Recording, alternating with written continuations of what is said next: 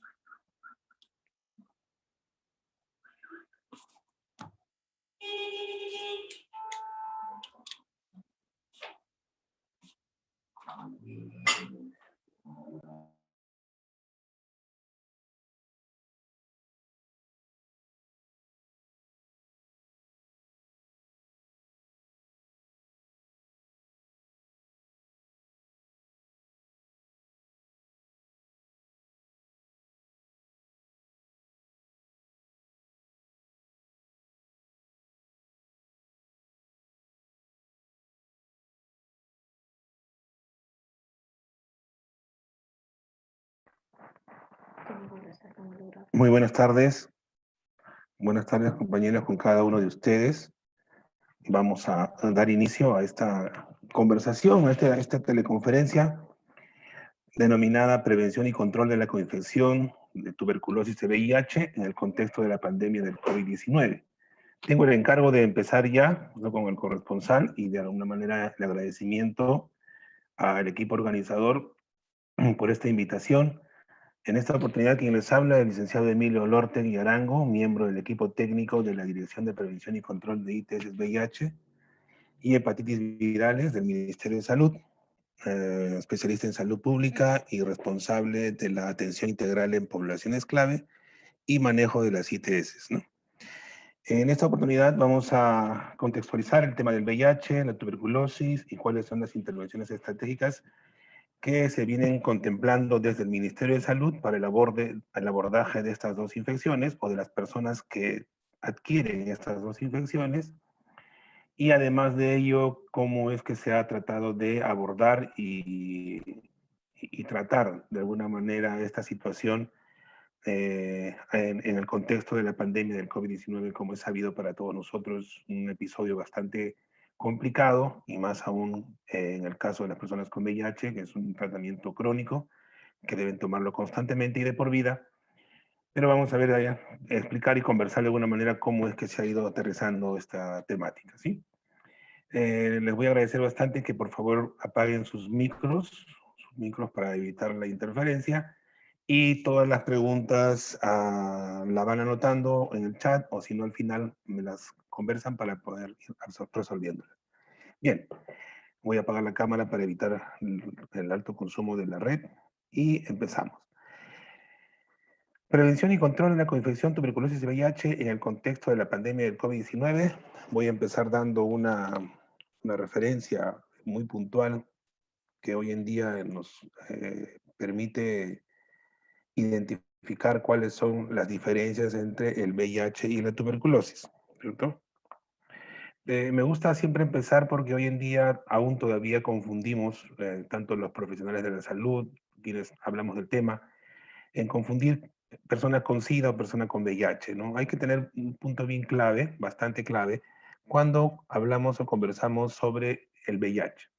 Cuando hablamos de VIH nos referimos al agente patógeno, a quien produce la enfermedad, es decir, al mismo virus. Cuando hablamos de VIH hablamos del virus de la inmunodeficiencia adquirida, ¿no? Como les repito, es un agente patógeno que afecta a cualquier persona. No hay discriminación alguna. Puede ser adulto, puede ser niño, adulto mayor, puede ser hombre, puede ser mujer, puede ser personas de cualquier rasgo étnico, no hay discriminación, todos estamos expuestos a esta posible o adquirir esta posible infección. Este virus, el agente patógeno, cuando ingresa al organismo, puede producir una infección incurable, ¿no? Lógicamente, disminuye las defensas, se incrementa la carga viral, el virus se esparce por todo nuestro organismo y produce infecciones adyacentes, ¿no? Asimismo, este virus destruye el sistema inmunológico, como les repito, avanza a niveles logarítmicos, se multiplica, destruye el sistema inmunológico dejando al individuo vulnerable para adquirir otras infecciones, ¿ya? Es decir, el virus debilita al organismo y lo hace vulnerable a otras complicaciones. Entonces, VIH nos referimos al virus propiamente dicho. Pero ¿qué pasa cuando nos referimos a SIDA? Cuando hablamos de SIDA, ya nos estamos refiriendo a un episodio producido por el virus. Nos referimos a una etapa en la que el virus ya ha hecho efecto. Las siglas lo dicen, ¿no? Es el síndrome de inmunodeficiencia adquirida. Y esta es la etapa en la cual ya el virus ha disminuido las defensas, se ha multiplicado a grandes cantidades en nuestro organismo y por ello es la etapa avanzada de la infección, ¿no? Ahí tienen referencia ustedes una imagen, ¿no? Entonces el SIDA ya es una etapa de la enfermedad, sin embargo el virus es el agente patógeno, es el mismo virus que produce la enfermedad. Otro aspecto importante, ¿dónde se encuentra el virus del VIH? A grandes cantidades en la sangre de las personas infectadas y además de ello en otros líquidos o fluidos como son el semen y fluidos vaginales y la leche materna. Vamos a avanzar rápido porque esto es más que todo un recordatorio, ¿no? En temas de VIH. ¿Cómo se transmite el VIH? El virus se transmite en mayor proporción a través del contacto sexual. Más del 97% de las personas que tienen el VIH lo han adquirido a través de las relaciones sexuales o contacto sexual. Otro porcentaje también lo adquiere a través del contacto con sangre contaminada. Se refiere cuando por ejemplo, se realizan transfusiones sanguíneas con sangre infectada o a través de los accidentes ocupacionales u contacto con objetos punzocortantes. Hablamos de jeringas, hablamos de abocas, bisturís y otros elementos más que en los procedimientos clínicos o médicos, en los tópicos, pueden realizar algún tipo de transmisión. Y la última vía de transmisión, en menor proporción también, es la transmisión a través de madre a hijo, ¿no? Lo que llamamos la transmisión vertical. No solamente del VIH, sino también recuerden que la transmisión de madre a hijo puede darse tanto de la hepatitis como de la sífilis, ¿no? Ahora, ¿cómo no se transmite el VIH? ¿Cuáles son las formas o cómo no se transmite? Y dónde no debemos de tener pánico, dónde no debemos de tener, digamos, terror, ¿no? Al decir que estamos conversando con una persona con VIH. El virus no se transmite por la saliva, no se transmite a través de las lágrimas, ni vómito, ni sudor, heces u orina. Esto de alguna manera también, porque se ha visto que muchas veces los profesionales, cuando tienen, digamos, en consulta o en hospitalización a un paciente con VIH, entran en pánico, ¿no? Y no quieren entrar ni siquiera al cuarto porque o piensan pues que el virus se transmite hasta por la vía aérea. Pero como ustedes pueden apreciar ahí, estas son, digamos, los medios por el cual no se transmite el VIH. Asimismo, dar la mano, abrazar a una persona con VIH no va a transmitir este virus, puesto que, como se repite, la mayor proporción es a través de las relaciones sexuales. Tampoco por compartir utensilios como beber, usar el mismo baño, piscina, por conversar o estornudar, ¿no? Otro aspecto importante que hay que considerar acá, el virus no se transmite o no es un mecanismo de transmisión, la transmisión vectorial que se denomina lo que es la picadura de mosquito, ¿no? u otros insectos. Hay otras enfermedades que sí se transmiten a través de la picadura de los mosquitos, ¿no? Como ustedes saben, el tema del dengue, por ejemplo. Pero sin embargo, el VIH no tiene este mecanismo de transmisión, ¿no? O sea, perdamos cuidado y ahora conocemos de que este no es un mecanismo de transmisión del virus del VIH. Un poco vamos a repasar respecto a la situación epidemiológica del VIH en nuestro país, luego veremos lo propio con el tema de la tuberculosis. Rápidamente referirles que el virus del VIH actualmente en nuestro país reporta 133.545 casos de infección por VIH y 45.198 casos de SIDA. Esta página o esta lámina la encuentran ustedes mensualmente en el CDC Perú, en lo que antes era la Dirección General de Epidemiología, y ustedes pueden ingresar a esta página, les estoy dejando el link ahí para que ustedes puedan ingresar y puedan tener la data más actual si es que lo requieren, ¿no? Esta lámina es importante observarla y mirarla porque nos menciona o nos refleja lo importante que es el abordaje o identificar o diagnosticar a las personas que adquieren el VIH en el momento de ser tratadas o notificadas. Ustedes pueden ver ahí las barras rojas, como les decía, son los casos de SIDA. Recuerden que SIDA es la etapa avanzada del VIH. Y la línea azul, que ustedes pueden ver ahí, son los casos de VIH. Entonces vean que ustedes los casos de VIH están incrementando, ¿no? Pero esto no es preocupante, sino que esto nos refiere que estamos identificando más a nuestros pacientes en etapa o con VIH. No los estamos identificando mayormente en estadio SIDA. Y esto es bueno porque identificar a una persona en estadio SIDA es más complicado que diagnosticarlo inmediatamente. La idea es esa, ¿no? La idea es identificar más a nuestros pacientes en esta etapa, en este episodio que se refiere cuando adquiere el VIH. Por eso es que hoy en día nuestros pacientes, cuando son diagnosticados, es decir, se hace un tamizaje de VIH, se confirma ese diagnóstico y casi inmediatamente ya está iniciando a tomar el tratamiento antirretroviral, ¿no? Años anteriores, cuando empezábamos a dar aquí el tratamiento antirretroviral en nuestro país, hablamos, por ejemplo, del 2004, cuando empezamos el tratamiento antirretroviral, que el CD4 y carga viral, que son las pruebas de monitoreo, ¿no? Y es el CD4 que su valor normal es entre 800 a 1000 copias por persona, tenía que disminuir a menos de 200 para poder darle el tratamiento antirretroviral, ¿no? Es decir, teníamos que esperar que el paciente entre a una etapa de SIDA para poder darle el medicamento. Y muchas veces los pacientes se perdían o muchas veces los pacientes ya no llegaban a este episodio por múltiples factores. Entonces, esto, como les menciono, ya se ha modificado. Ahora ya no esperamos el CD4 disminuya a 200, porque después se esperaba 350, después se esperaba 500. Ahora, indistintamente del valor del CD4, se inicia el tratamiento. Y por ello es que esta curva tiene una tendencia a elevarse debido a que identificamos con VIH y automáticamente ya inicia el tratamiento, ¿no? Y evitar que llegue al episodio SIDA o a la etapa SIDA y se agrave o tenga más complicaciones en los pacientes, ¿no? Esta imagen, que también la pueden ustedes encontrar actualizada en la página del CDC, ¿no? De la Dirección General de Epidemiología, ex Dirección General de Epidemiología, nos refleja en qué edades es la que se identifica más a las personas, ¿no? Aquí algo importante es que, en primer lugar, la mayor proporción es de varones a relación a las mujeres, ¿no? Tanto para los casos de VIH como para los casos de SIDA. Nos da la referencia que de cada 3 a 4 hombres que identificamos, se identifica a una mujer con VIH. Pero además de ello, lo más importante es que si ustedes ven la prolongación de estas barras, refleja que la mayor proporción de las personas son identificadas desde los 20 hasta los 39 años, ¿no? Es un grupo etario entre joven y adulto joven.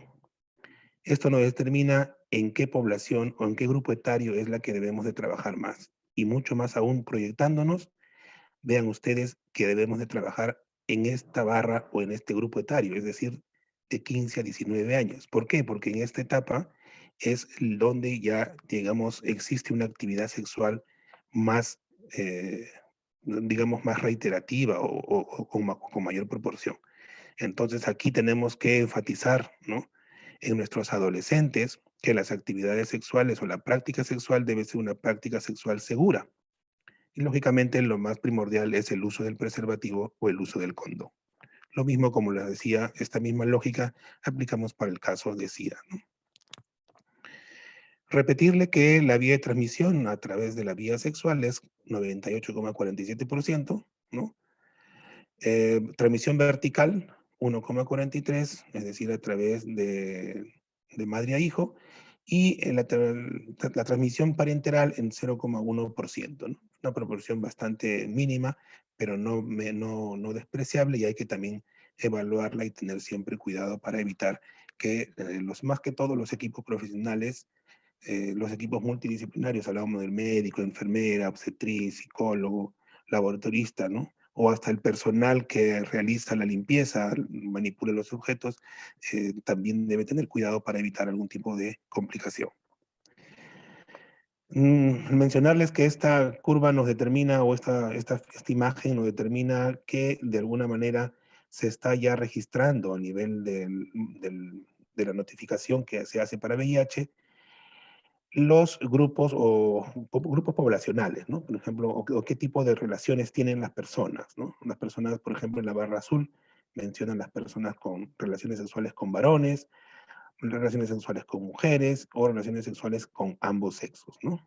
Entonces ya esta dicotomía o esta diversidad de las relaciones sexuales ya está siendo notificada a través de digamos, el ente rector del monitoreo de los casos de identificación para el VIH. Aquí básicamente es mostrar de alguna manera para el tema del VIH cuáles son las 5 ciudades o departamentos que tienen la mayor proporción o carga de casos.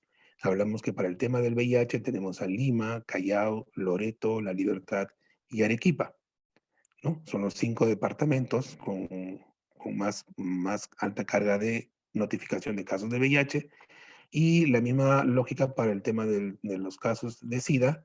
Tenemos a Lima, Callao, Loreto, Ica y Arequipa, ¿no? Nos permite identificar cuáles son los lugares que tienen mayor proporción de casos a nivel nacional. Ahora, un poco referirles referente a la cantidad de personas que tenemos en nuestro país con VIH. Se ha hecho una estimación de 87,000 personas que viven con VIH. Es decir, es un estimado, es un cálculo, es una proporción en la cual nosotros, haciendo un modelo matemático o empleando un modelo matemático que es el modelo Spectrum. Este modelo Spectrum es un software donde se carga un software donde se cargan todas las variables, y esto nos arroja de que en nuestro país existen 87,000 personas con VIH. Aquí básicamente reiterarles que esta es una proporción, es un cálculo. No todas las personas están identificadas o diagnosticadas. Existe un grupo de personas que no está siendo identificada aún y que de alguna manera existe la posibilidad que esté transmitiendo el VIH, ya que no conoce su serio estatus. Además, podemos referir que la prevalencia de VIH por grupo poblacional en la población general, hablamos de los adultos, adultos sin ningún tipo de conducta sexual de riesgo. La proporción es de 0,3%, la prevalencia es de 0,3%. ¿Esto qué significa? Que de cada 1,000 personas, 3 están con el VIH. Y esto un poco se pone más grave, o se pone más complicado cuando hablamos de la población estimada en poblaciones clave.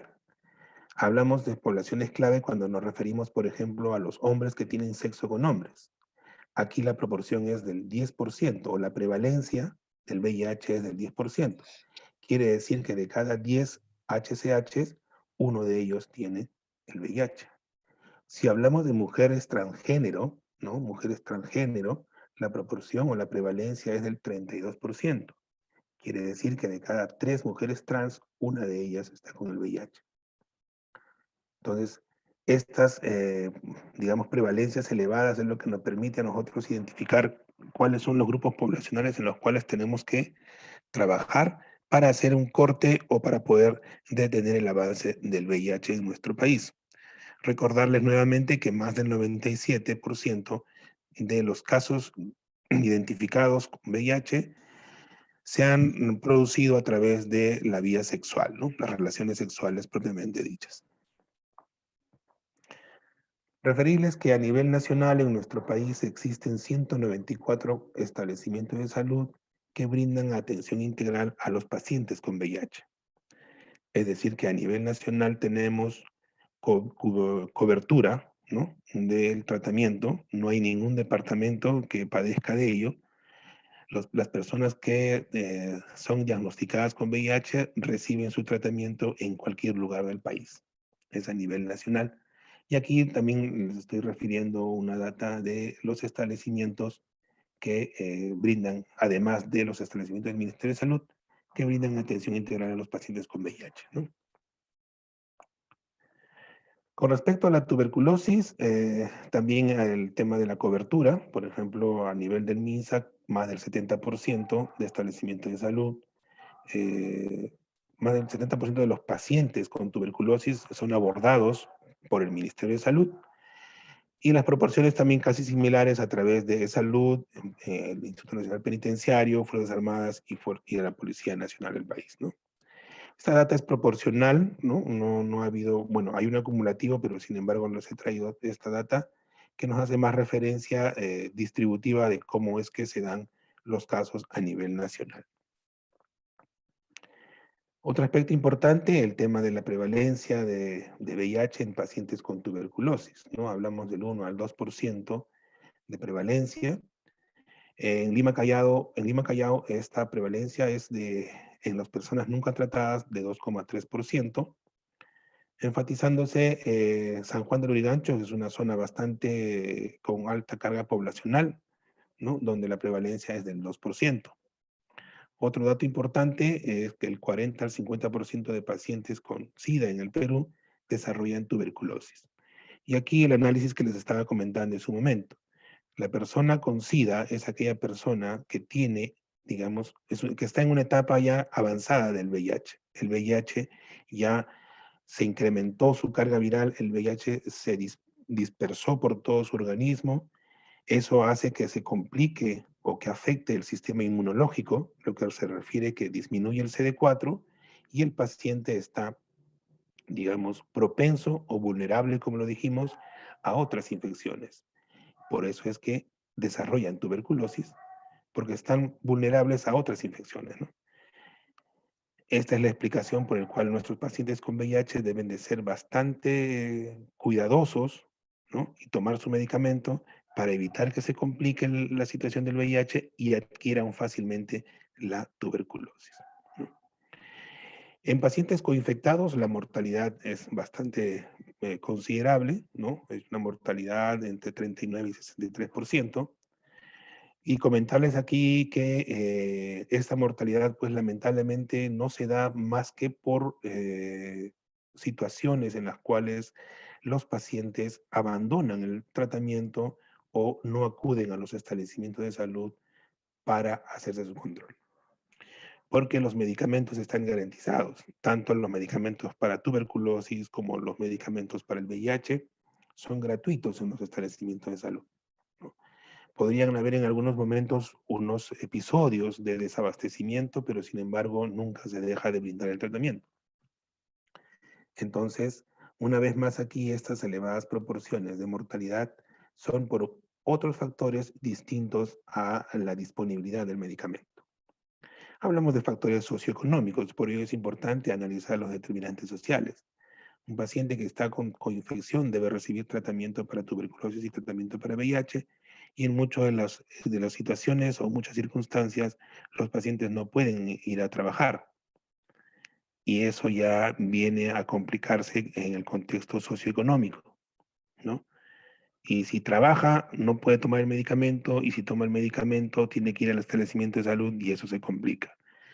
Más adelante vamos a conversar qué se está tratando de mejorar para facilitar que el paciente no tenga esta situación de preocupación y pérdida de tiempo en estar yendo a un establecimiento para tomar medicamento para tuberculosis y a otro establecimiento para recoger su medicamento para VIH, ¿no? Tenemos aquí, se aprobó en el año 2018 la norma técnica de salud 143-2018. Es una norma técnica de prevención y control de la coinfección, ¿no? Que permite unir las alianzas entre las estrategias de tuberculosis, entre las estrategias de VIH, para poder brindar, como les digo, las facilidades y las oportunidades adecuadas a los pacientes que tienen ambas infecciones. Uno de los objetivos de o el objetivo general de esta norma técnica es estandarizar los procedimientos para la atención integral de las personas diagnosticadas con tuberculosis y VIH en los servicios de salud a nivel nacional. Vamos a ver aquí algunas definiciones que cita, esta norma técnica, que son muy importantes, ¿no? Menciona que en toda persona recientemente diagnosticada con VIH se debe descartar tuberculosis pulmonar activa, ¿no? Entonces, hacerle la prueba para que esa persona esté, digamos, libre del riesgo de adquirir tuberculosis. Adicionalmente, pueden requerirse otros exámenes auxiliares que indique el médico tratante según presunción clínica o sospecha de tuberculosis pulmonar o extrapulmonar, según sea el caso, ¿no? Efectivamente, en muchas circunstancias, muchos pacientes no están haciendo pues una tuberculosis normal o una tuberculosis simple, ¿no? Y menos aún, en algunos casos, por ejemplo, ya los pacientes no son sintomáticos respiratorios, ¿no? Recuerden que antes decían, ¿no? 15 días de tos y ya es una terapia automática, ¿no? Hoy en día ya los pacientes no tosen 15 días, ¿no? Y muchas veces se confunde con un resfrío, con una tos seca común y le pierden el cuidado correspondiente. Y más aún por la tuberculosis extrapulmonar, ¿no? Muchos casos, pacientes que tienen eh, tuberculosis gástrica, tuberculosis intestinal, tuberculosis de acuerdo a la zona de ubicación. Y esas no se detectan, pues, automáticamente por una prueba convencional, ¿no? Que es la prueba del esputo, que es la prueba del rayos X. Entonces, estas son ya tratamientos empíricos a través del manejo clínico. Pero, sin embargo, lo más común siempre sigue siendo la tuberculosis pulmonar, por lo cual hay que considerar el cuidado continuo, ¿no? Toda persona con diagnóstico de tuberculosis debe de ser tamizada con una prueba rápida para VIH, en el mismo lugar de la atención, previa consejería, con un enfoque de género, interculturalidad y respeto a los derechos humanos. En esta primera parte decíamos que toda persona con diagnóstico de VIH debe ser tamizada para tuberculosis. Y en este caso decimos, toda persona con diagnóstico de tuberculosis también debe ser tamizada para VIH, para identificar si tiene el VIH, ¿no? Previa consejería. Entonces, en ambos establecimientos tenemos capacidad para identificar las dos enfermedades, las dos infecciones, ¿no? Y evitar, porque como decía hace un momento, hay una relación de prevalencia entre los pacientes que tienen VIH y los pacientes que tienen tuberculosis. Entonces, la idea es evitar trasladarlo de establecimiento en establecimiento y en un mismo servicio se brinde ambas estrategias de intervención, ¿no?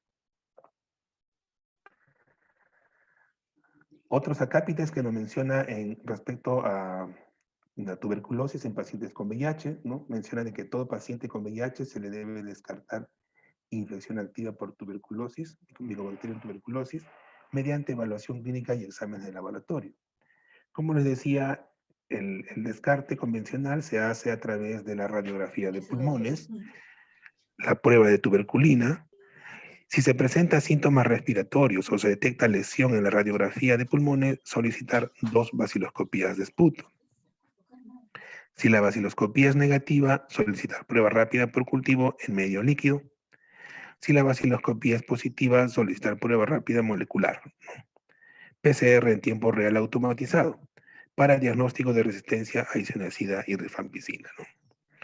Afortunadamente, en algunos establecimientos de salud que tienen alta carga de, digamos, resistencia o pacientes con tuberculosis, se está implementando los equipos de diagnóstico múltiple, ¿no? Que llamamos los Gene Expert, en los cuales se pueden identificar o se puede tomar esta prueba para ver si esa persona tiene o no resistencia a los medicamentos convencionales para la tuberculosis, como es el caso de la isoniazida y la rifampicina, ¿no? Entonces, y de alguna manera la intención es que se abastezca a estos equipos para que los establecimientos de salud diagnostiquen a la brevedad posible y puedan tomar acciones o los tratamientos correspondientes en el momento oportuno, ¿no? Aquí más o menos una referencia respecto a la terapia preventiva, ¿no? A los esquemas de terapia preventiva para tuberculosis. Existe una norma técnica, perdón, en esta norma técnica se ha hecho una referencia a ello. Eh, no la voy a mencionar aquí porque justo el día de hoy se ha aprobado o se ha publicado la norma técnica de atención integral en el adulto que hace alguna variación a estos esquemas, ¿no? O a esta dosificación. Sin embargo, la isoniazida más rifampicina o la rifampicina son los medicamentos que se utilizan para brindarle tanto a los adultos como a los niños como esquema de terapia preventiva. Una de las variaciones, por ejemplo, es que la isoniazida acá dice, ¿no? La isoniazida diaria durante 9 meses va a poder ser usada hasta 6 meses, ¿no? Es una de las, digamos, modificaciones en la norma de salud actual. Ahora, es importante que para yo iniciar la terapia preventiva para tuberculosis, quiere decir que yo tengo un paciente con VIH que toma su tratamiento, tengo que descartar en esta persona que no tiene tuberculosis activa o que se sospecha de tuberculosis, ¿no? Descartar que no tiene tuberculosis, no tiene contraindicación absoluta de los medicamentos empleados para la terapia preventiva de tuberculosis, ¿no? O sea, no es alérgico a la isoniazida, no es alérgico a la rifampicina, entonces le puedo dar yo la terapia preventiva. Y no tener antecedente de tuberculosis tratada, ¿no? Curada o tratamiento completo en los últimos 6 meses. Entonces, en estos casos identificados, yo puedo iniciar la terapia preventiva. Y es una terapia que requiere bastante consejería, apoyo emocional y seguimiento continuo del cumplimiento de estos esquemas o de estas tabletas. Porque además de su tableta o además de su medicamento para VIH, debe de tomar sus 3 pastillitas de isoniazida, por ejemplo. Y eso a veces, en la mayoría de los casos, se hace complicado, se hace complejo, difícil para las personas el tomar 2, 3, hasta 5 pastillas, ¿no? Afortunadamente, los medicamentos para el VIH también ya se están coformulando, es decir, 3 medicamentos en una sola tableta. En algunos casos ya están tomando una tableta por día, ¿no? O puede ser una tableta en la mañana, una tableta en la noche. Les digo esto a comparación de hace 10 años, ¿no? Por ejemplo, 10 o 5 años, donde se tomaba 5 tabletas en la mañana, 5 tabletas en la noche, todos los días. A tomar una tableta ya se mejora la adherencia, se mejora la aceptación del paciente y eso hace que cumpla de alguna manera mucho mejor las terapias correspondientes, ¿no? Aquí mencionarles algunas actividades colaborativas entre ambas estrategias o ambos servicios, tanto de tuberculosis y VIH, para la atención integral, para el abordaje de las personas con coinfección, ¿no? En los servicios de tuberculosis, por ejemplo, las personas que acuden por su tratamiento anti-TB, debe hacerse el tamizaje de VIH, ¿no? En personas afectadas. O sea, a las personas afectadas con tuberculosis, hacerle el tamizaje para VIH. Lógicamente, con la consejería pre y post test correspondiente, hacerle la referencia a un establecimiento de salud que brinde tratamiento antirretroviral en caso del VIH reactivo. La referencia a un establecimiento de salud de mayor complejidad ante sospecha de reacción adversa medicamentosa, moderado o grave, en un paciente coinfectado. Y con IRIS, ¿no? El índice, este es una reacción alérgica, o es como una reacción alérgica que generalmente ya se ha disminuido mucho. Son poquísimos hoy en día las personas que reaccionan con los medicamentos, ¿no? Ya sea a través de un rash, ya sea a través de una reconstitución inmune, que son los casos graves de reacción. Sin embargo, siempre es bueno estar prevenidos y preparados para algún tipo de complicación con los tratamientos que se les brindan a nuestros pacientes. Educación sanitaria sobre las medidas de protección respiratoria, ¿no? Importantísimo, aquí nos ayudan mucho nuestros agentes comunitarios de salud, ¿no? Que trabajan en las estrategias de tuberculosis. En ellos tener siempre el tema de cómo estornudar, cómo taparse con el codo, cómo evitar la conglomeración de pacientes. Hoy en día, más aún con el tema del COVID, ¿no?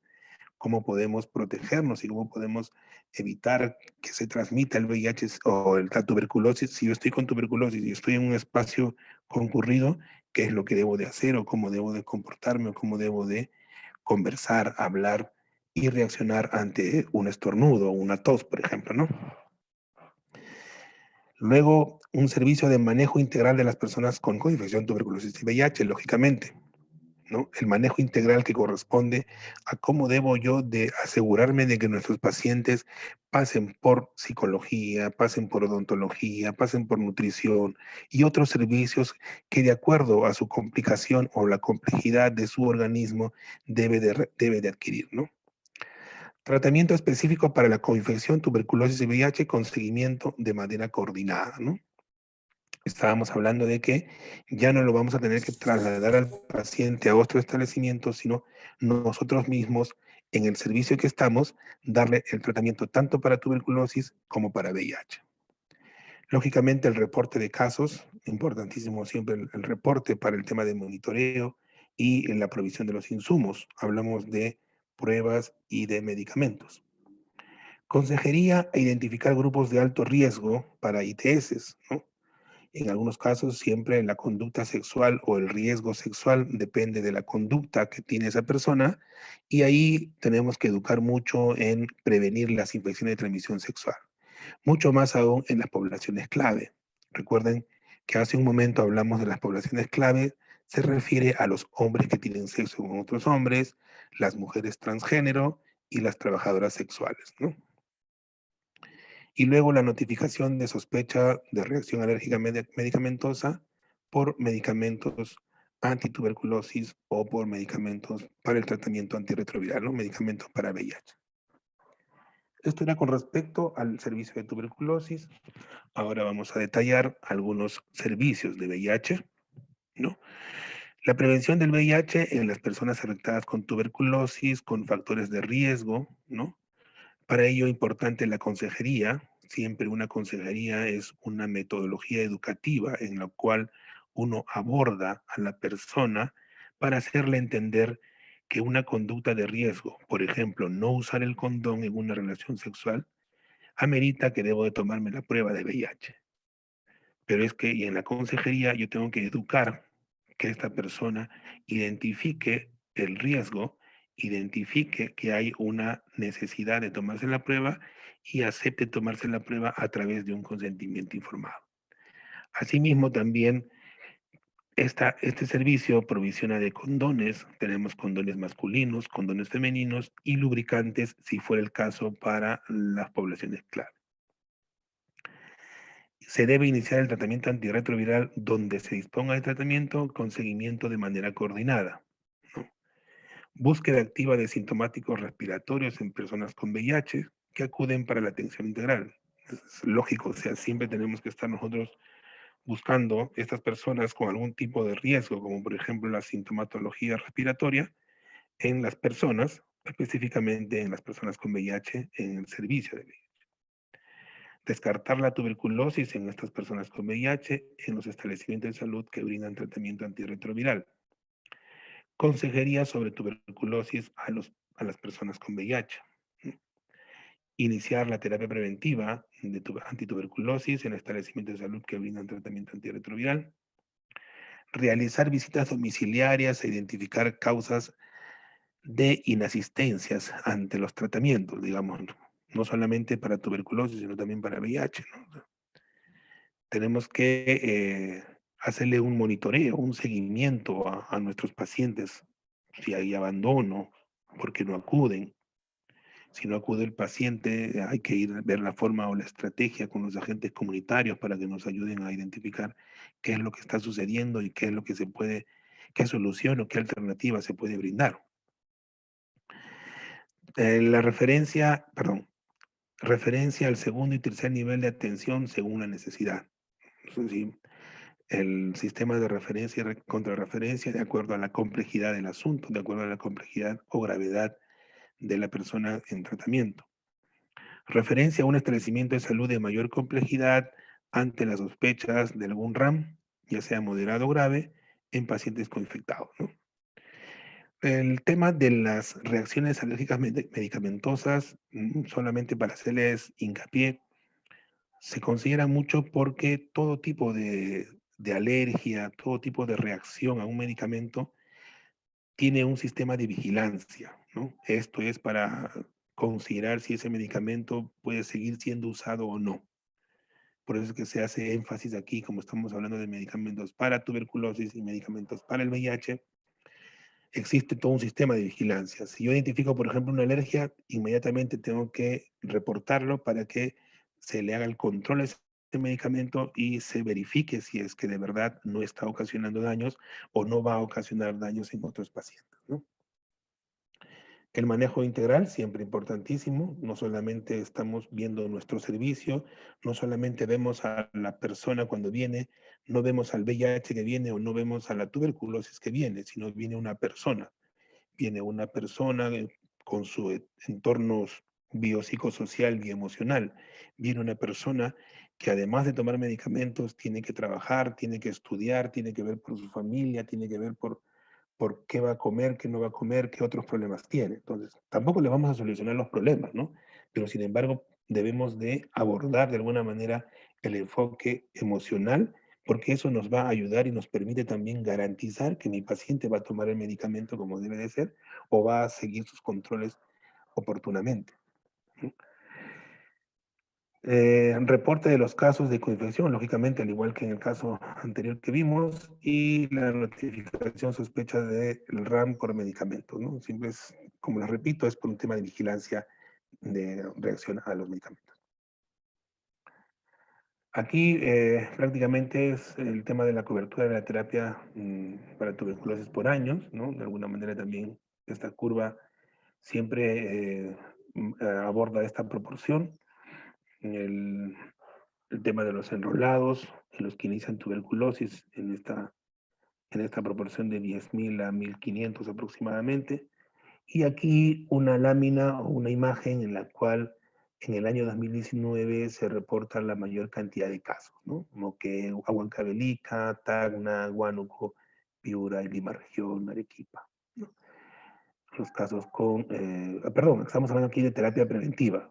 Esto no necesariamente significa que en Huancavelica, por ejemplo, están la mayor cantidad de casos de tuberculosis, ¿no?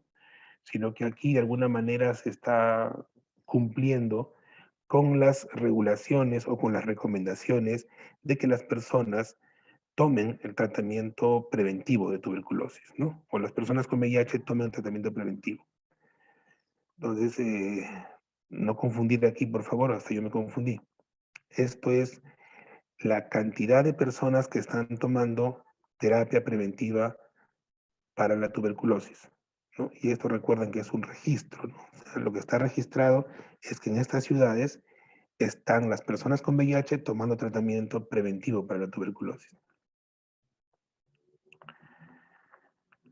Con respecto a la norma técnica que les mencionaba hace un momento, la 143, sobre la prevención y control de la coinfección tuberculosis VIH, tenemos, para el caso de la tuberculosis en personas con VIH, estos servicios, ¿no? Deben realizar este flujo, por decirlo así, ¿no? Que de alguna manera ya lo hemos visto hace un momento. El servicio de prevención y control de las ITS y VIH debe solicitar la orden para beca, ¿no?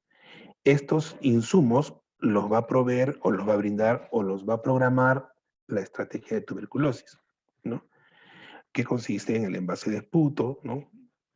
y una unidad recolectora, ¿no?, de muestra. Esto con la finalidad de la búsqueda de sintomáticos respiratorios.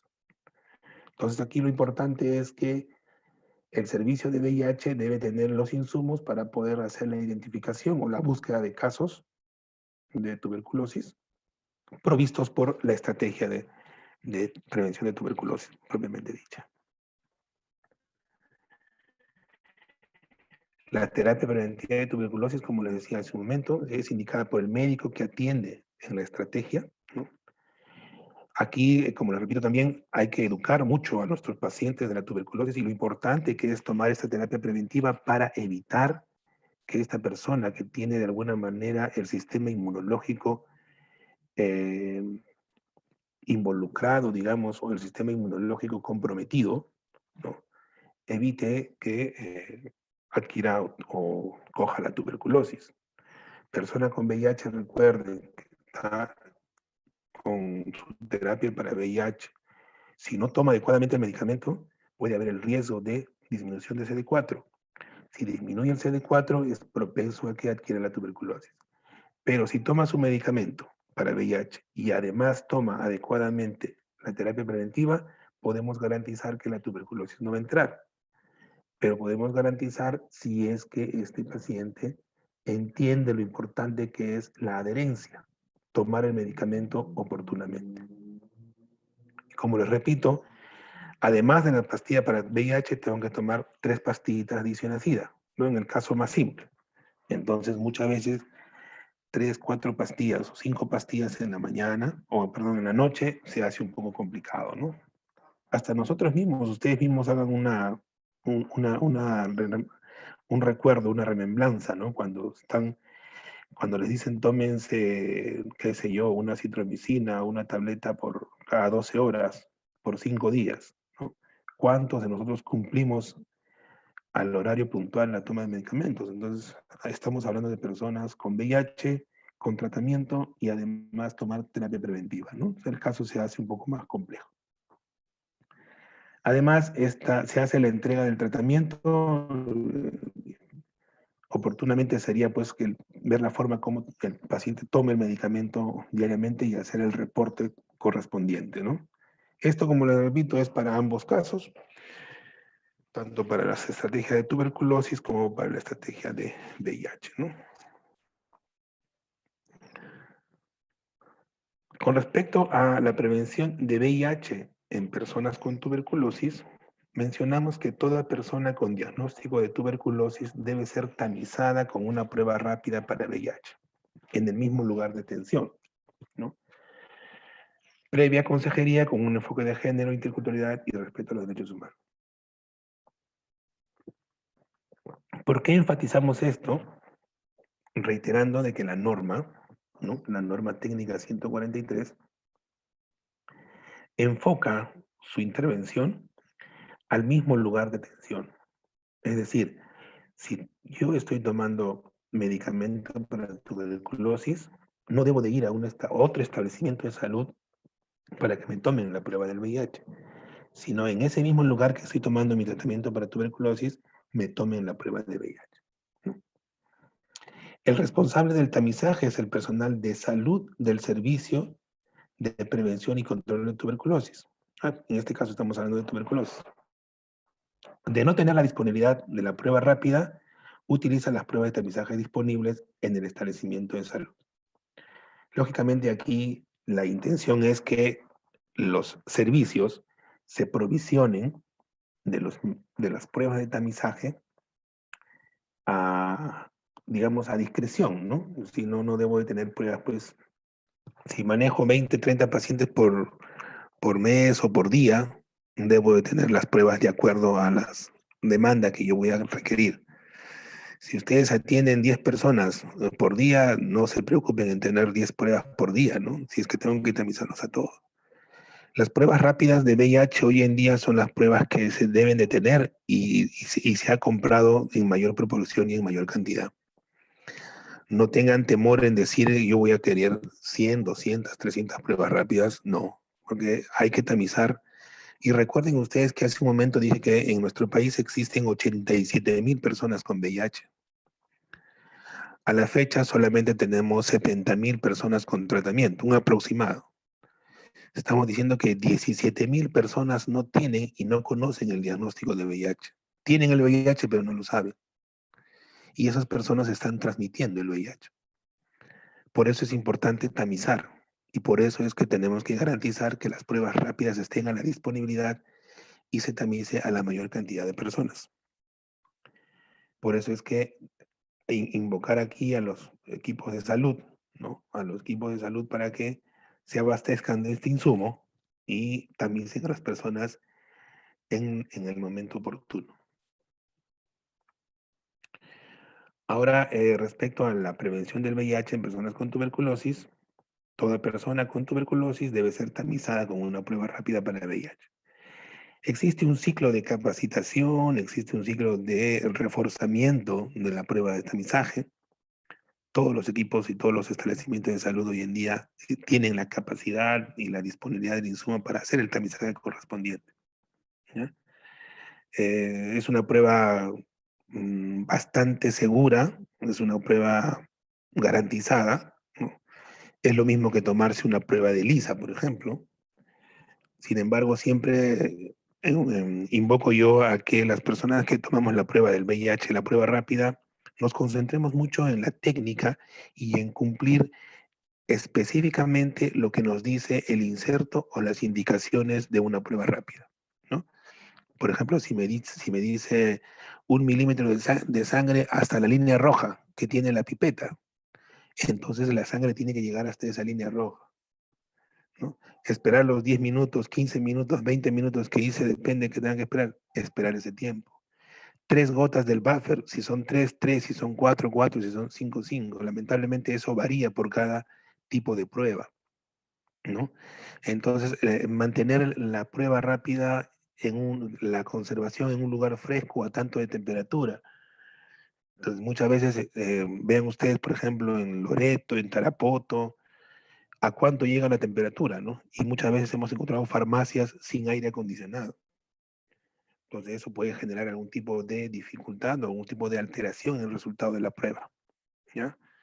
Entonces, aquí, en las personas con tuberculosis, se les va a tomar la prueba rápida de VIH, el equipo que toma la prueba está capacitado, ¿no? Nosotros monitoreamos a que todas las personas que están en los servicios, perdón, todos los profesionales de salud reciban la capacitación y con esto se garantice que estén en capacidad de tomar la prueba de VIH. Esto lo voy a pasar rápidamente. Básicamente esto es para un tema de gestión, ¿no? Son los que se hacen programación, los que hacen, sin embargo, cómo es que yo voy haciendo mis registros para formular indicadores y de alguna manera justificar los insumos o los medicamentos que me van a tener que dar o voy a tener que programar para mi servicio. Aquí tienen ustedes algunos indicadores. Esto lo voy a tratar de pasar rápidamente porque es una cuestión de lectura. Por ejemplo, aquí en un primer indicador, solamente como ejemplo, dice el porcentaje de personas con VIH diagnosticadas con coinfección de VIH que han iniciado el tratamiento antituberculoso en el periodo de evaluación, ¿no?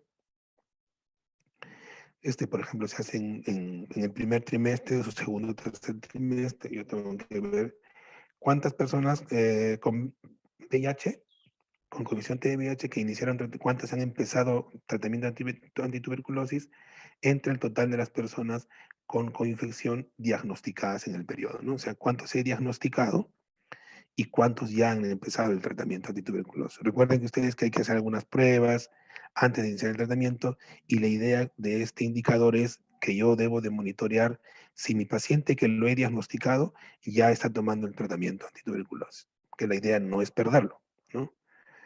Igualmente también cómo hago el seguimiento para el abandono de los pacientes, ¿no? De los que he tratado, cuántos continúan, por ejemplo.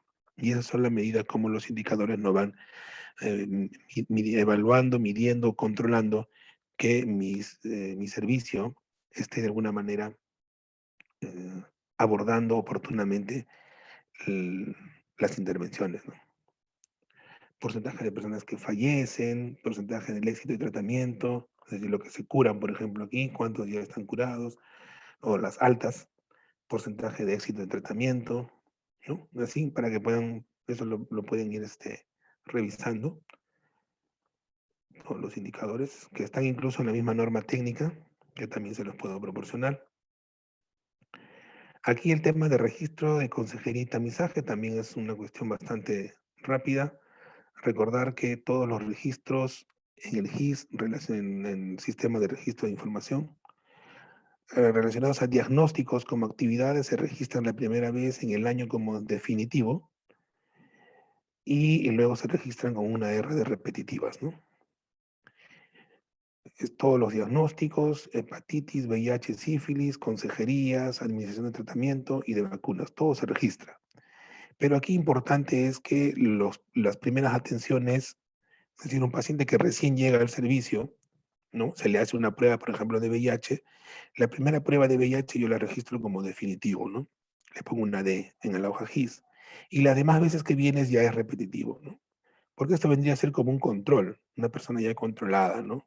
Que en teoría, pues, si ya lo he tamizado y tiene conducta de riesgo, va a acudir porque ya tiene una referencia de la atención. Entonces, lo que a nosotros nos importa es cuántos pacientes nuevos por año estoy atendiendo. Y por eso es que en el sistema yo pongo D para que a la hora de hacer mi monitoreo o mi análisis me jale todos los que son D, ¿no? Todos los primeros casos nada más, no los repetitivos. Los códigos GIS, que esto ya básicamente en el ámbito operativo, ¿no? ¿Qué cosa debo registrar?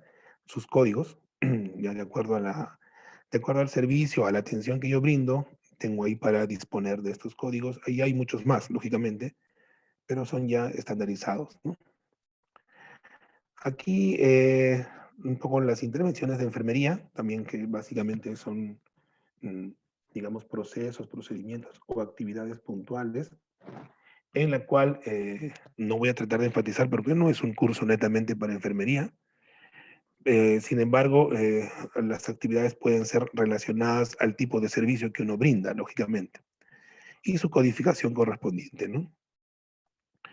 El tema de protección ineficaz relacionado al trastorno inmunitario secundario a VIH, riesgo de infección relacionado al conocimiento insuficiente para evitar exposición a patógenos, vacunación inadecuada o malnutrición, tendencia a adoptar conductas de riesgo para la salud, afrontamiento ineficaz, ansiedad, disposición para mejorar el afrontamiento, disposición para mejorar los conocimientos, ¿no? Actividades puntuales, sus diagnósticos, sus actividades, pueden revisarlo ustedes para que lo detallen si es que lo amerita, lógicamente. Más diagnósticos para que tengan una referencia. Algunas actividades propias de enfermería, el tema del manejo preventivo para la coinfección en los servicios de VIH, ¿no? Monitoreo de la administración de la terapia preventiva para tuberculosis, quimioprofilaxis, denominado quimioprofilaxis, coordinaciones sobre la programación de isoniazida y suministro con la estrategia, ¿no? Entonces aquí el personal de enfermería, que de alguna manera es el encargado de esa terapia preventiva, ¿no? Y cómo es que las estrategias de VIH tienen que coordinar, ¿no? Con los profesionales de enfermería también, que son los que manejan de alguna manera o lideran esas estrategias.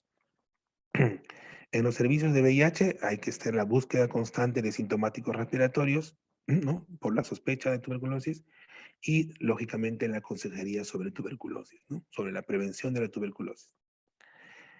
Otro aspecto del manejo preventivo para la coinfección de VIH en los servicios de tuberculosis, ¿no? Entonces, para los servicios de tuberculosis, tamizar para el VIH a personas afectadas con tuberculosis y la consejería pre y post-test, ¿no? Lógicamente aquí también ambas, digamos, los equipos profesionales de ambas intervenciones, ya sea los servicios de VIH o los servicios de tuberculosis, han sido capacitados, ¿no? Los servicios de VIH han sido capacitados para atender personas con tuberculosis, para hacer estas actividades propiamente dichas, ¿no? Algunas estrategias propias en el manejo de sintomáticos respiratorios, el tema de las pruebas, la confirmación de algún tipo de TB resistente, ¿no? Y en los servicios de tuberculosis también, como repito, capacitados para tomar las pruebas de VIH y el aspecto importante de la confidencialidad, ¿no? No es lo mismo atender a un paciente con VIH que atender a un paciente con tuberculosis, lógicamente, ¿no? Epidemiológicamente y operativamente son dos ámbitos y rangos diferentes, ¿no? Yo puedo ir tranquilamente como el profesional de la salud a hacer una visita domiciliaria y puedo tocar la puerta de una persona para darle su medicamento para tuberculosis, ¿no? Pero la situación se agrava si es que es para un paciente con VIH, ¿no? Por un tema de confidencialidad. Recuerden ustedes que muchas veces la persona con VIH, como su transmisión es netamente sexual, por conducta sexual de riesgo, muchas veces las personas que tienen el VIH en su mayor proporción, por ejemplo, son los hombres que tienen sexo con hombres. Y muchas veces la familia no sabe que este individuo o este integrante de la familia es homosexual, por ejemplo, ¿no? Y que tiene VIH. Entonces, imagínense que toque la puerta y le diga, señora, vengo para darle su tratamiento antirretroviral al fulano de tal, ¿no? Entonces, no es el mismo contexto, ¿no? Pero estas estrategias han tenido que ser difundidas, trabajadas con los equipos provisionales para tomar las precauciones y evitar estos problemas de fuga de la confidencialidad, ¿no? El monitoreo de la atención en los servicios de VIH, ¿no? Hay protocolos de atención, hay monitoreo de la administración de tratamiento antirretroviral, el registro de atención en el GIS, importantísimo. Hay muchos problemas con el GIS, tenemos que seguir empoderando, recomendarles mucho de que a ustedes, recomendarles como profesionales de la salud, el GIS es una de las herramientas más valiosas para generar los insumos. Si no registro, no hay atención. Si no hay atención, no hay provisión de insumos. Tenemos fallas en el GIS y es algo que tenemos que seguir trabajando y vamos a seguir trabajando. El reporte de monitoreo mensual de tratamiento antirretroviral, también importantísimo, ¿no? Registrar cuántos pacientes que están en tuberculosis están tomando tratamiento para VIH, porque eso va a generar que me retroalimenten el tratamiento. Si no registro es como si no estuviera dando. Para el próximo periodo ya no tengo el medicamento.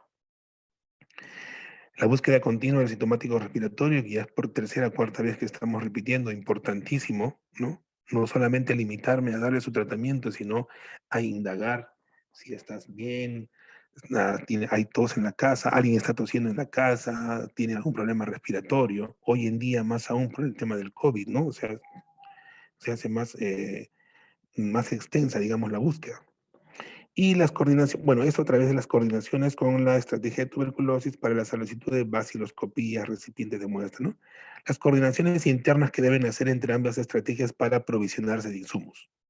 Los servicios de tuberculosis, coordinar con los de VIH para provisionar de pruebas rápidas. Los servicios de VIH, coordinar con los de tuberculosis para provisionarse de los vasitos para el esputo, el tema de los medicamentos para la terapia preventiva, ¿no? Pues ambas tienen que conversar hoy en día. Difícil, ¿no? Muchas veces tenemos dificultades para el trabajo en equipo, entonces ahora se hace necesario.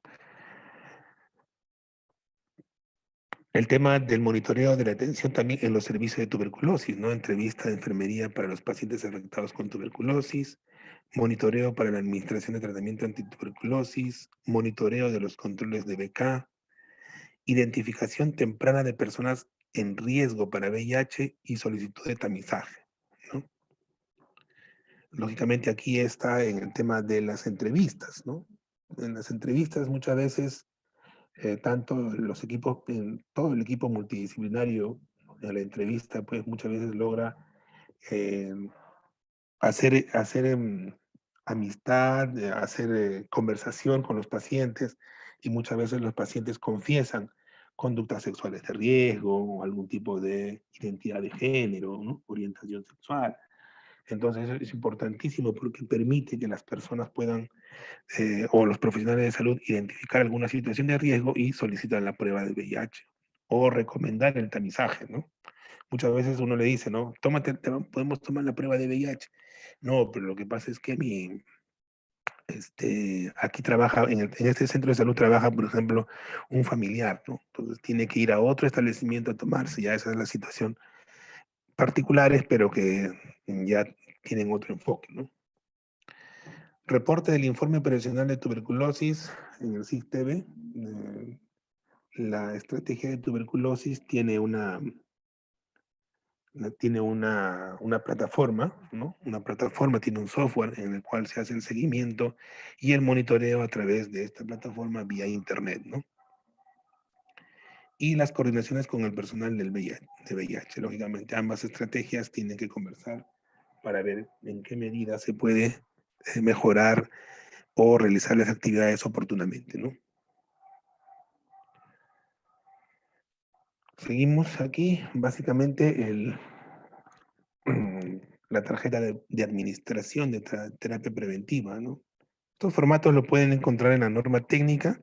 César ya tiene digamos, la versión y ahí la pueden dar una revisada. Tienen ustedes todos los anexos donde pueden dar una lectura. Aquí en el tema de la terapia preventiva, viene aquí viene la variable donde se va a registrar de acuerdo a tanto como la entrega como el monitoreo de la toma de este medicamento, ¿no? Registro y seguimiento de la terapia preventiva para tuberculosis en personas con VIH, cómo lo van registrando, que tiene mes por mes. Lógicamente, esta tarjeta también va a variar, como les decía, ya este esquema de alguna manera se está modificando. Y luego aquí quería conversar un poco con ustedes respecto a este contexto de la nueva vida que tenemos ahora a raíz de la pandemia del COVID-19. A raíz recuerdan ustedes, a raíz de la emergencia sanitaria que nosotros iniciamos quincena de marzo, em, donde se restringió el tema de las salidas, se paralizó todo el país prácticamente. Los servicios de salud de los establecimientos de salud también sufrieron este cierre, entre comillas, ¿no? Entonces, los servicios tenían dificultades porque nuestros pacientes tenían que recibir el tratamiento todos los días, ¿no? En algunos casos, todos los días para el tema de VIH, su tratamiento mensual, cada 2 meses, cada 3 meses. Pero algunos establecimientos estaban cerrados, ¿no? Entonces, hubo bastante crisis, un momento crítico, si bien es cierto, nadie sabía cómo atender a un paciente sin exponerse y sin exponer al paciente, ¿no? Sin embargo, los establecimientos de salud vieron la forma de cómo poder provisionar los medicamentos a los pacientes. Además de esto, nosotros como dirección de VIH tuvimos que enfocar un plan de intervención, ¿no? Un poco para formalizar de alguna manera cómo se estaba dando esta atención. Tenía el objetivo general, lógicamente, de establecer estrategias de continuidad en los servicios para pacientes con VIH en el marco de la pandemia, ¿no?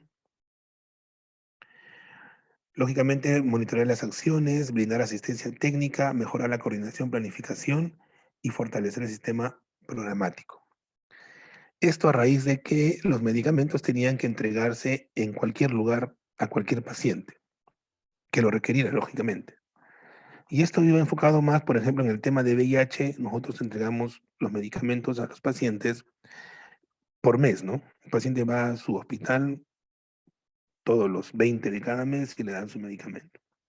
Pero ¿qué pasó en la pandemia, no? Si el paciente más aún estaba, por ejemplo, recibiendo su medicamento normal, regularmente recibía su medicamento en el Hospital Cayetano Heredia, pero por cuestiones de trabajo el paciente estuvo en Loreto. Sabemos que no había transporte, no había vuelo, no había absolutamente cómo trasladarse. El paciente estaba en Loreto. Entonces se tuvo que habilitar al establecimiento de salud de Loreto para que a este paciente que recibía en Cayetano le den su medicamento ahí en Loreto. Entonces, esas cosas que de alguna manera tuvieron que hacerse empíricamente para solucionar el problema, tuvo que ser de alguna manera formalizado o tuvo que ser regulado a través de este plan. Entonces, este plan, pues, también fue aterrizado en el enfoque de las personas con coinfección, ¿no? Y lógicamente la intención de este plan era garantizar que en todo el territorio nacional, como repito, en el modelo que les he dado, en el ejemplo que les he dado hace un momento, garantizar la continuidad del acceso al tratamiento, ya sea para tuberculosis, para VIH o para ambas infecciones, en todos los establecimientos de salud que lo ofrecen. ¿no? Incluyendo las instituciones prestadoras de servicios de salud, públicas y no públicas, Ministerio de Salud, E-Salud, Fuerzas Armadas y Policiales, INPE, organizaciones no gubernamentales y otras. Hace un momento puse una lámina en la cual mencioné que habían 194 establecimientos de salud que brindan tratamiento antirretroviral, por ejemplo, ¿no? En tuberculosis no había mucho problema porque los de tuberculosis es casi a nivel nacional los establecimientos o los establecimientos de primer nivel que dan el tratamiento. Pero en el tema de VIH sí recuerden que son menos, ¿no? Tenemos 194. Pero también recuerden que en esa lámina puse que habían Ministerio de Salud, E-Salud, ONGs, Fuerzas Armadas y Policiales y algo más por ahí. Entonces, como les repito en el ejemplo de hace un momento de esta persona que tomaba su medicamento en Cayetano, pero quedó varada en Loreto, si era de salud, si era de la policía, si era de una ONG, igual podía recibir su medicamento en el establecimiento más cercano a su domicilio. ¿Ya? Ya las coordinaciones previas entre el equipo multidisciplinario, que en el ejemplo que les puse hace un momento, el personal de Cayetano tenía que enviar el reporte al hospital de Loreto donde se ubicaba, o de repente en una ONG en Loreto, por ejemplo, como ha sido el caso, y la ONG le daba el medicamento, ¿no? Entonces, todas estas coordinaciones se realizó para poder garantizar que los pacientes tomen su medicamento. Realizar la dispensación del tratamiento antirretroviral o antituberculosis para un periodo mínimo de 3 meses, de acuerdo a lo dispuesto en la norma técnica de salud. Esta es la norma técnica de salud 169 MINSA que ha sido aprobada el día 10, ¿no? Recientemente. Hoy día recién se ha publicado y ya menciona que hay que darle el medicamento por más periodo de tiempo. Hay algunas dificultades con esto, sí, no es muy fácil darle medicamentos para 3 meses por un tema de la disponibilidad propiamente dicho, pero sí esa es la recomendación. Si a un paciente podemos darle por 3 meses el tratamiento, hay que darle el tratamiento por 3 meses, ¿no? En tuberculosis sí el manejo es un poco más complicado porque hay que hacer un monitoreo más específico durante el día, pero nosotros tenemos esta particularidad de poder darle a nuestros pacientes el medicamento en estos periodos prolongados, ¿no? Un mes, 2 meses, con la finalidad de evitar que el paciente retorne, ¿no? Y en este retorno se sobreexponga, ¿no? Se sobreexponga a que adquiera otras infecciones y hoy en día el COVID-19, ¿no? Realizar la identificación oportuna de infecciones respiratorias y manejo de casos sospechosos de COVID, ¿no? Lógicamente a todos nuestros pacientes hoy en día una de las, digamos, de las alertas sanitarias que tenemos es identificar si hacen COVID o no hacen COVID, ¿no? De repente el comentario es oportuno de mencionarles de que la tuberculosis y VIH no tienen más vulnerabilidad de adquirir el COVID-19, ¿ya? O sea, por ahí en algún momento se dijo, ¿no? Los pacientes con VIH tienen más probabilidad de adquirir COVID-19, pero eso es falso, ¿ya? No hay ninguna asociación o relación del medicamento VIH o del paciente que toma tratamiento para VIH ante el COVID-19. Lógicamente estamos hablando de un paciente controlado, monitoreado, que si es un paciente con VIH que no toma su medicamento, como les decía hace un momento, está propenso a adquirir cualquier infección, cualquier enfermedad, y en este paquete se incluye el COVID-19, por la inmunosupresión, lógicamente, ¿no? Y bien, ahí, ¿qué más teníamos acá? Ya casi para terminar, algunas recomendaciones estándar que siempre hago yo para el tema de nuestros equipos profesionales, ¿sí? Por favor, indispensable siempre las precauciones estándar. Recuerden que todavía estamos en pandemia. Se escucha todavía por ahí, no lo he visto oficialmente, pero ya se escucha por ahí una segunda ola, ¿no? Eso es lo que más nos preocupa como profesionales de la salud. Sin embargo, no bajemos la guardia, siempre ha sido la recomendación. La higiene de manos es importantísimo, los equipos de protección personal según el riesgo. Esto porque muchas veces debemos de controlar el tipo de EPP que nos vamos a calzar, ¿no? Porque si no tengo, digamos, una exposición directa con un paciente con COVID, hay que evitar el gasto innecesario de estos materiales. La higiene respiratoria, como hemos conversado también algo hoy día, ¿no? La etiqueta de tos, el tema de toser o toser evitando la exposición a otras personas, el manejo y descarce de punzocortantes también para todo tipo de situación que pueda complicar nuestra situación de salud. Esterilización y desinfección de equipos médicos propiamente por los establecimientos de salud de acuerdo al riesgo que ha sido empleado estos equipos y la limpieza del ambiente hospitalario. Es importante, esto de acá se está enfatizando mucho en todo establecimiento, en todo ambiente, ¿no? Porque de alguna manera también se evita la propagación de otras enfermedades, ¿no? Quiero, sí, quiero acabar aquí. Por favor, me gustaría escuchar algún comentario, alguna pregunta para poder conversar. Muchas gracias.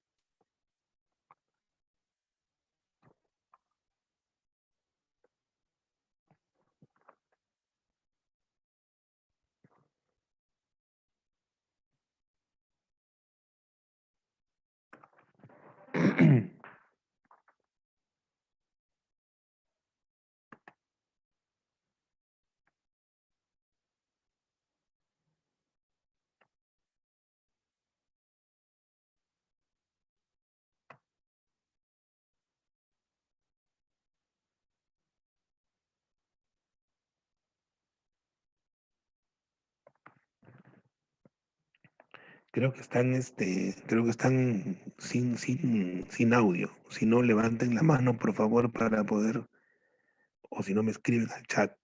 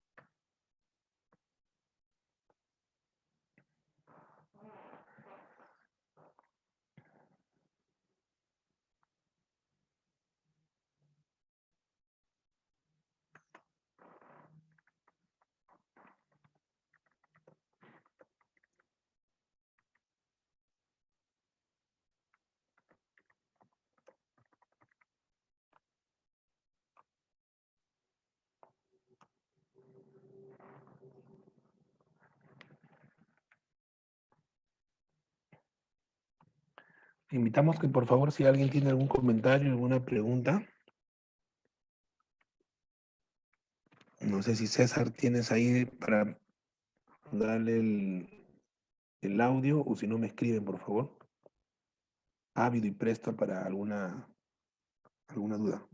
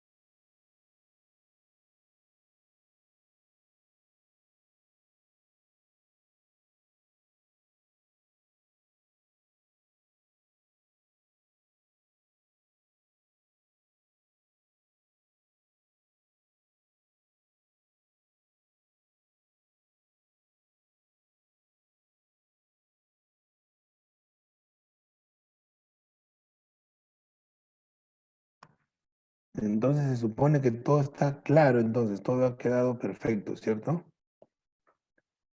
¿O hay todavía alguna duda, alguna inquietud?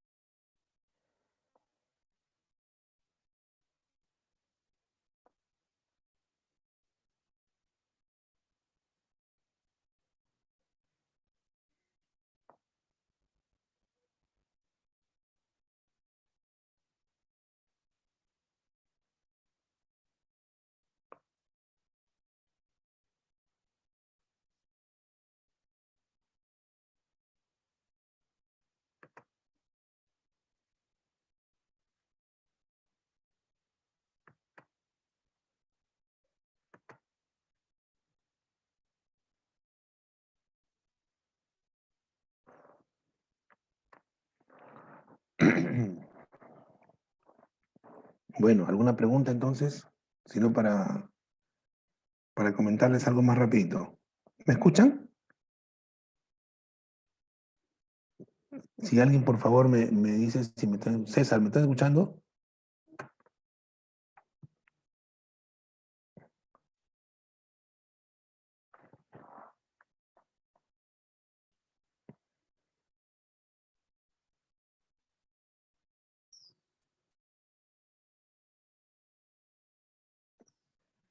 Solo porque me avisa por favor si me están escuchando. Quiero acá enfocarles un poco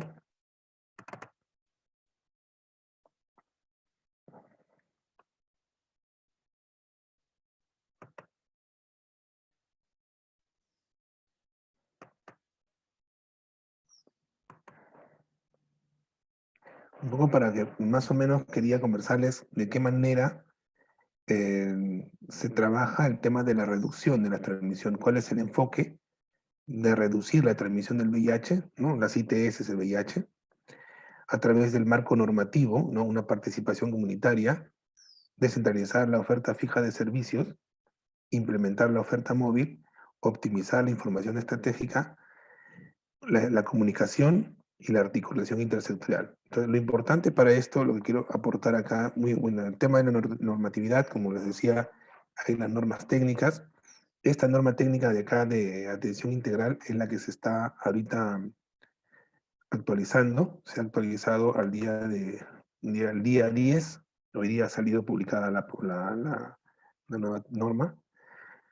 Aquí en el enfoque comunitario, ¿no? A nivel de los establecimientos de salud y a nivel de la comunidad, se está enfocando, se está enfatizando mucho el tema de qué manera la propia comunidad va a tener que, de alguna manera, formar parte de una intervención o de las intervenciones estratégicas. Más aún en el contexto de la tuberculosis y el VIH. Recuerden ustedes que la tuberculosis es una enfermedad que se da o que se manifiesta de alguna manera enfocada en la situación socioeconómica de una comunidad o de una población, ¿no? Es decir, aterriza más que todo o afecta en la población pobre, ¿no? Y esta población pobre de alguna manera es la que tiene dificultades, es una población que tiene alguna situación que muchas veces afecta por su propia condición económica, ¿no? Es decir, las personas no pueden solventar un estudio, un plato de comida, no pueden solventar una cena, un desayuno, ¿no? Y si son niños, con mayor razón. Entonces, esta es una preocupación muy, digamos, de mucho tiempo, ¿no? Entonces, ¿cómo es que nosotros podemos mejorar esta situación, esta condición? Tenemos personas que no tienen un adecuado hábito de alimentación, están propensos a adquirir otras infecciones. Personas que, por ejemplo, adolescentes que inician su práctica sexual a los 9, 10, 11 años. Entonces, sumamos el índice de pobreza más una conducta índice de pobreza, educación pobre, no hay una adecuada salud sexual, una educación en salud sexual y prolifera la conducta de riesgo. Pobreza con riesgo sexual es netamente una puerta abierta, ya sea para la tuberculosis o para el VIH, ¿no?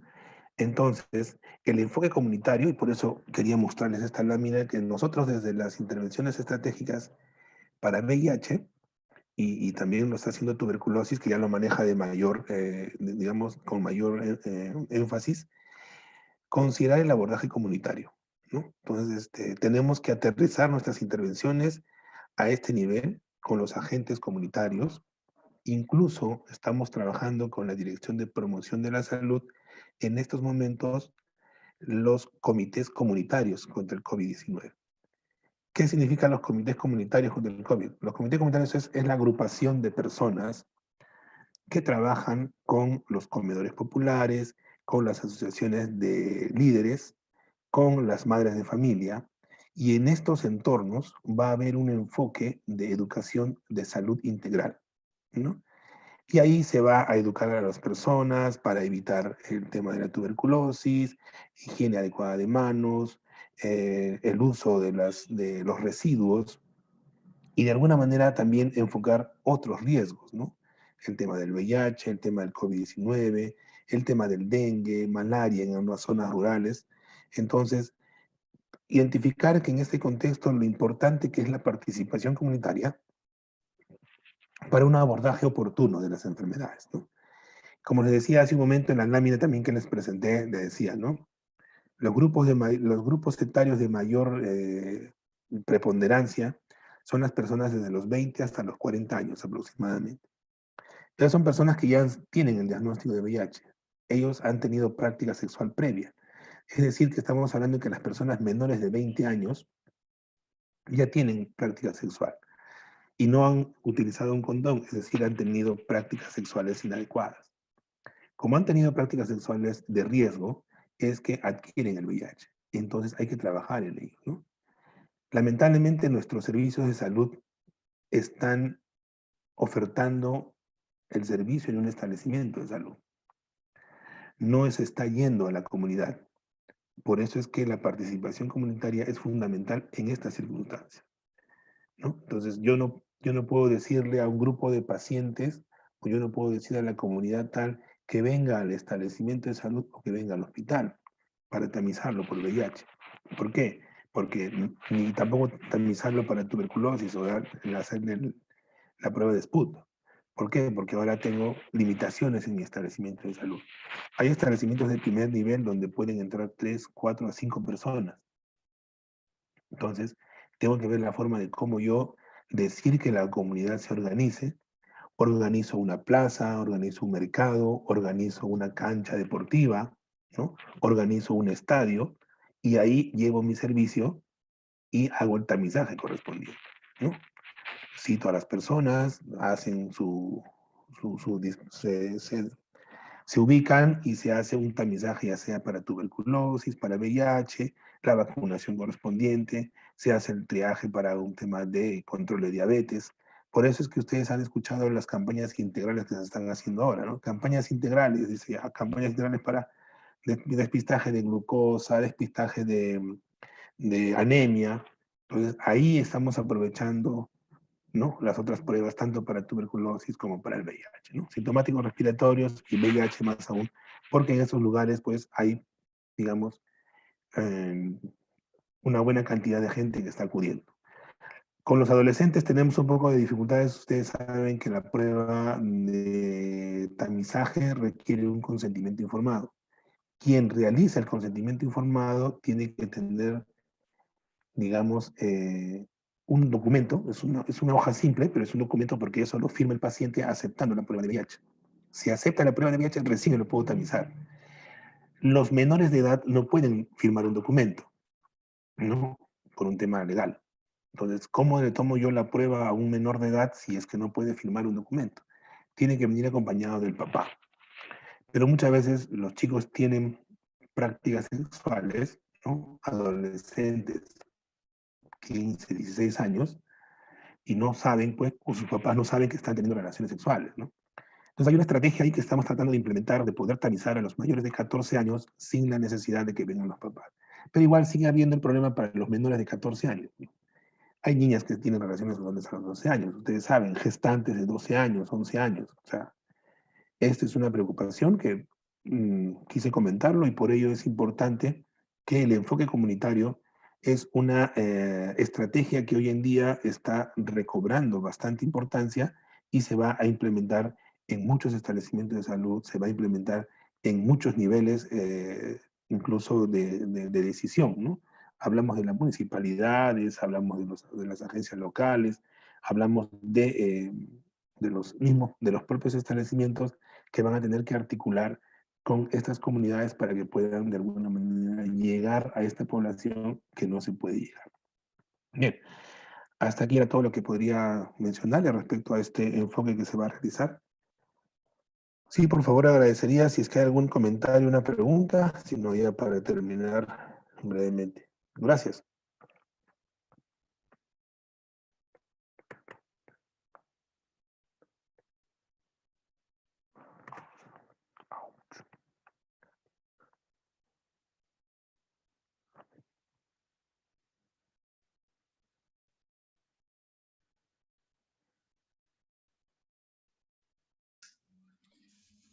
A ver, si hay alguna pregunta para el ponente, para el licenciado, que está muy ávido de responder a alguna inquietud del grupo.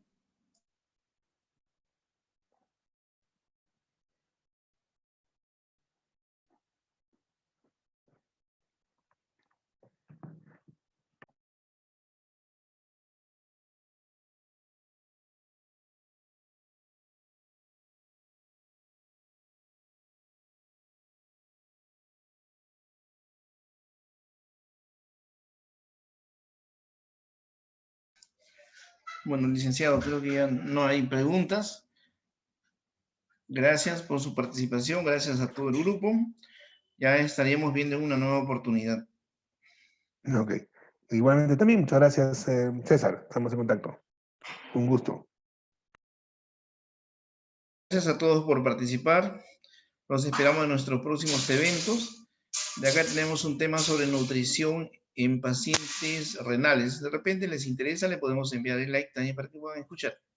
Muchas gracias a nombre de Medicina Perú.